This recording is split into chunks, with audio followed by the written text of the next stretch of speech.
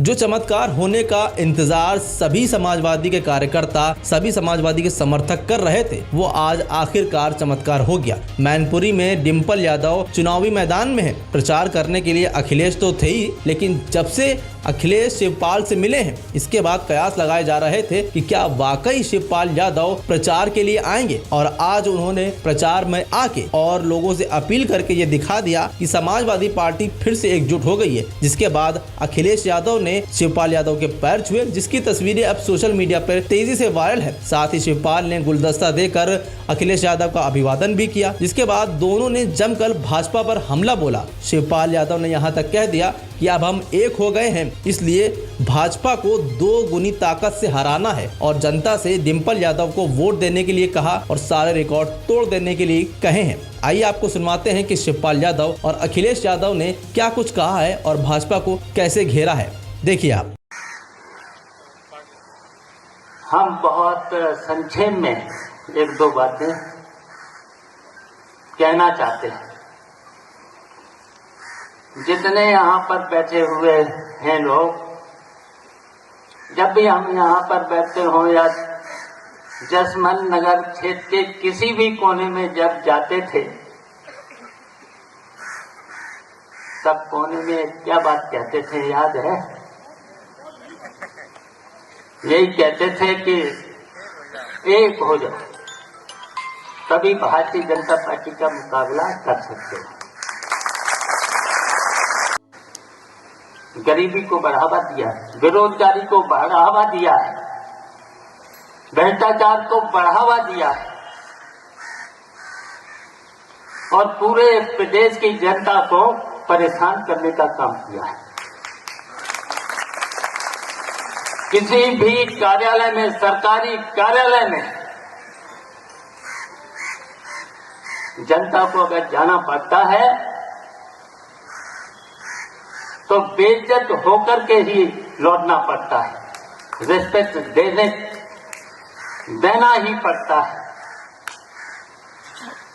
सरकार का कोई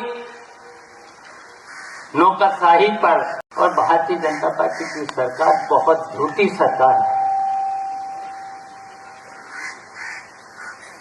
हम जानना चाहते हैं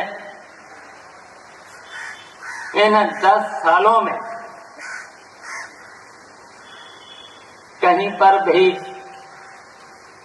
जनता के लिए या पूरे उत्तर प्रदेश की जनता के लिए कहीं पर भी भारतीय जनता पार्टी की सरकार ने कोई काम किया है? की है कि राजनीति की भी दूरियां आज खत्म हो गई।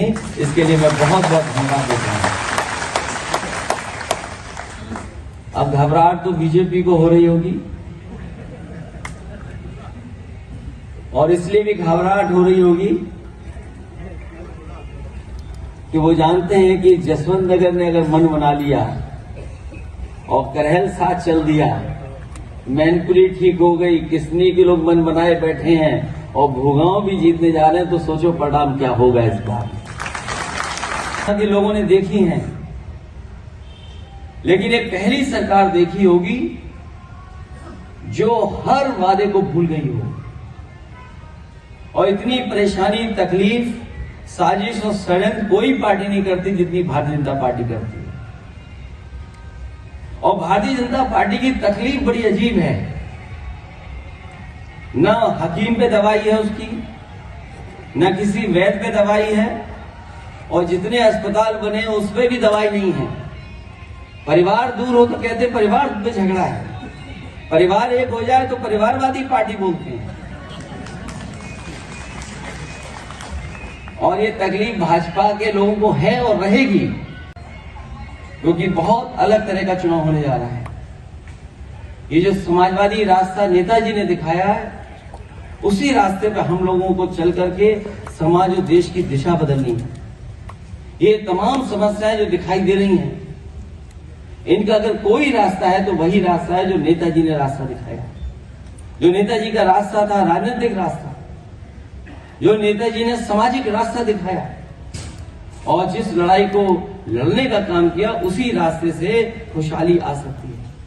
ये तमाम दावे करते हैं विकास का, ये विकास का दावा बीजेपी न करे। अपने भ्रष्टाचार का दावा तो कर सकते हैं, सड़कों पे गड्ढे का दावा तो कर सकते हैं, लेकिन जितना भी विकास अगर हुआ है तो वो समाजवादियों ने यहाँ का विकास कर करके दिखाया है।